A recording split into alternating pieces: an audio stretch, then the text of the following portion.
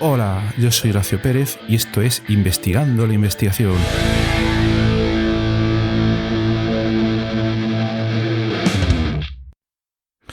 En este episodio de hoy voy a continuar en la línea de relaciones entre ciencia, expresividad y podcasting.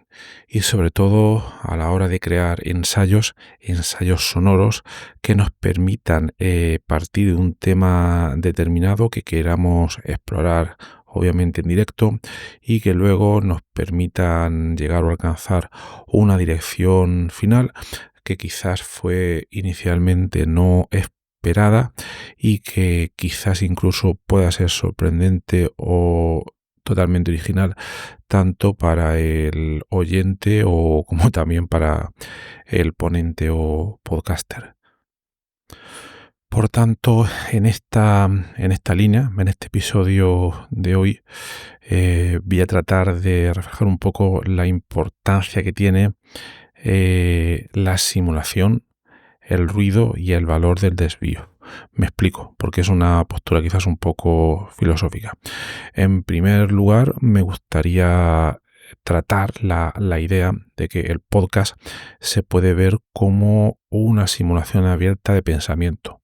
Obviamente no todo tipo de podcast, porque aquí me refiero al podcast individual, no me refiero al podcast de entrevistas o de debates, pero me refiero al podcast donde hay un emisor, un ponente, que en este caso sería yo, tratando de transmitir una idea al oyente, que en este caso serías tú, quien lo está escuchando ahora mismo.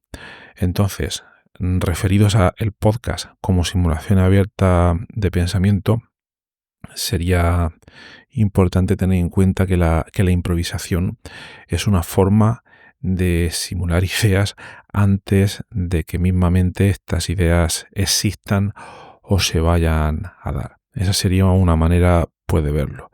Estoy improvisando, estoy tentando un desarrollo de quizá de cadenas de pensamiento que de momento no tengo muy claras o demasiado claras, no sé a dónde me van a llevar realmente, pero si luego me llevan a algún sitio, pues sería una cadena de pensamiento más robusta, más consistente, pero de momento el podcast, este medio, sería una simulación en esa dirección.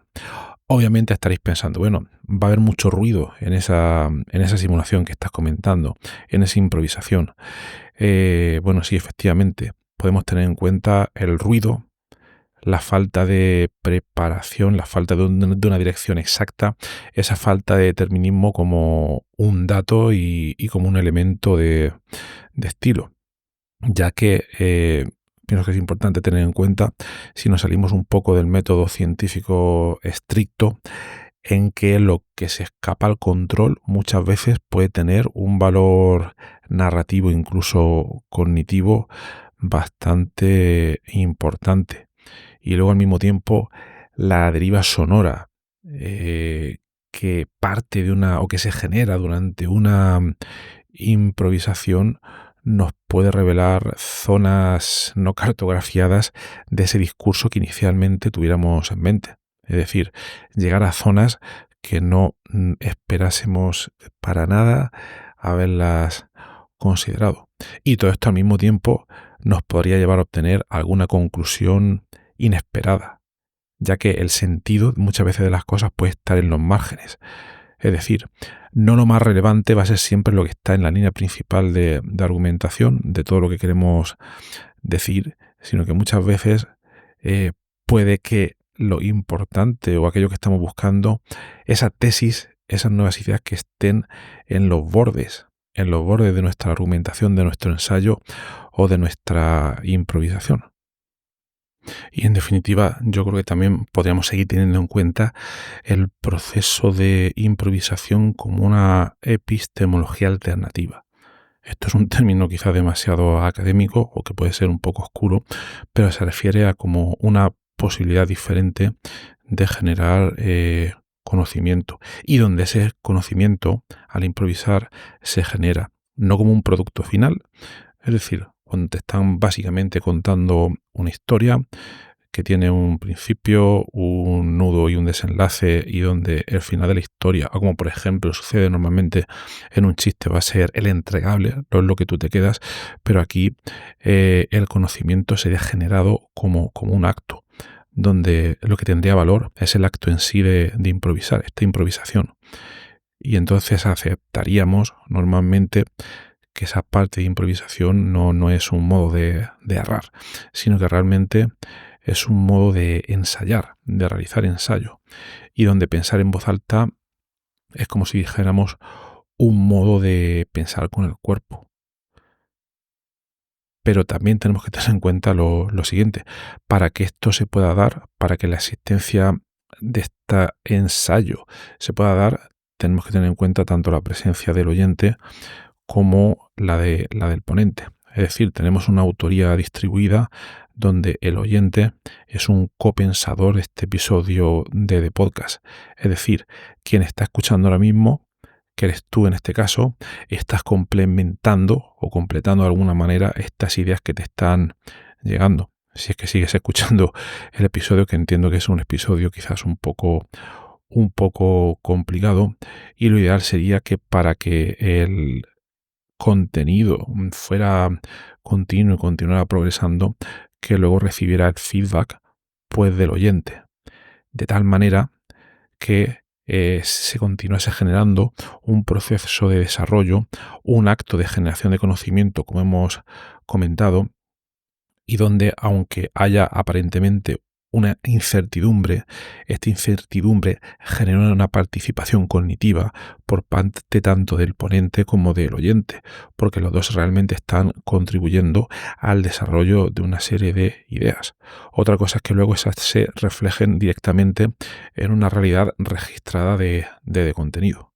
Y aquí podríamos llegar en algún momento a que se obtiene una conclusión que es totalmente inesperada, donde saber hacer las cosas es lanzarse al vacío con una voz propia, como estamos haciendo aquí ahora mismo, y donde se obtiene un valor de pensamiento que está realmente en la capacidad de perderse. Sé que son temas muy técnicos y voy a intentar ir uno paso hacia adelante, donde voy a intentar expresarme a pesar de esta improvisación de una manera un poco más clara. Tratando de llevar todas estas ideas un poco a la práctica, lo que hemos dicho aquí hasta ahora sería como una especie de manual para perderse a propósito, pero también al mismo tiempo para aprovechar esa capacidad de perderse.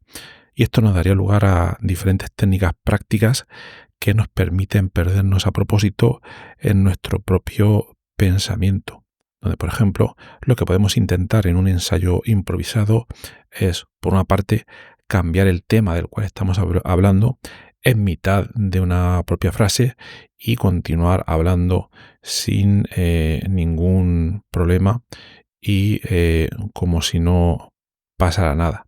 Otra posibilidad sería, para forzar ese desvarío epistemológico, sería utilizar una palabra aleatoria cada 2 minutos o una idea totalmente aleatoria cada 2 minutos como detonante. Pero claro, siempre tratando de no excedernos en el caos, porque ese es el riesgo que podemos cometer en este tipo de ensayos improvisados. Entonces tenemos que tener en cuenta también el reescuchar todos estos desvíos, reescucharnos a nosotros mismos y replantearnos qué ideas nunca hemos planteado durante una exposición improvisada. Porque si tenemos varias a partir de las mismas raíces, de las mismas semillas, y nos damos cuenta de que hay ciertos temas que no tocamos, puede ser por algo, por una parte, y también por otra, si repetimos ciertos temas de manera constante más tarde, después de desarrollos convenientemente largos, es posible que ahí haya algo que nos quiera llamar la atención. Entonces, al final, esto tendría también su utilidad práctica. ¿Qué temas evitamos y por qué? ¿Y qué temas insistimos y por qué? Lo cual, si hiciéramos una exposición totalmente lógica, no aparecería en ningún momento, pero al realizarlo durante una improvisación es como que más factible que suceda. Es decir, a veces necesitamos perder un poco el control para encontrar una dirección nueva totalmente inesperada, y por otra parte nos damos cuenta de que a veces lo que parecía ruido era en realidad una señal, solo que quizás no la estábamos reconociendo en ese momento. Y si queremos ir cerrando un poco, que a veces es difícil también, todas estas ideas, quizás alguna de las conclusiones aquí finales, sé que se puede hablar de conclusiones en este tipo de improvisaciones, es que el saber escucharte realmente, es saber cómo utilizar la improvisación como una forma de autoescucha profunda, donde hacemos especialmente hincapié en el valor de reescucharnos sin juzgar, tanto a la hora de exponer y grabar como a la hora de escuchar estas grabaciones. Ahí queremos escuchar realmente lo que dijimos para descubrir lo que no sabíamos que sabíamos o lo que sabíamos que sabíamos, como hemos comentado anteriormente. Pero básicamente se podía resumir en distinguir entre aquellos que pensábamos que queríamos decir y lo que dijimos realmente. Y esta última parte no siempre nos damos cuenta. También fijaríamos un papel importante del oyente cuando éste participa como espejo externo, cuando nos da un feedback, cuando nos das un feedback, cuando me das un feedback, porque ese feedback en realidad no es un feedback para corregir, independientemente de lo que diga ese feedback, sino para revelar posibles ángulos ciegos en esa exposición. Y podría suceder que a veces el oyente descubre sentidos que incluso el propio ponente o podcaster no se había planteado. Y es aquí donde tendría realmente valor este tipo de improvisación. Por tanto, yo creo que finalizaría con esta especie de conclusión inesperada, donde improvisar no es hablar, sino que es un proceso de escucha en tiempo real, ¿no? Es un diálogo con uno mismo y también con el oyente. Es en definitiva una habilidad tanto expositiva como filosófica que conviene hoy, en todas estas épocas de la inteligencia artificial, tener clara más que nunca. Bueno, hasta el próximo episodio, y sería muy interesante si puedo tener tu feedback. Ya sabes que puedes participar en nuestra comunidad de investigadores en la siguiente dirección: Horacio, con H y con C, horacio-ps.com/comunidad, o también te puedes apuntar a la newsletter, donde recibirás materiales adicionales que no salen en el podcast y también notificaciones sobre el curso actual que tenemos de métodos de inteligencia artificial aplicados a los procesos de investigación. Hasta la próxima.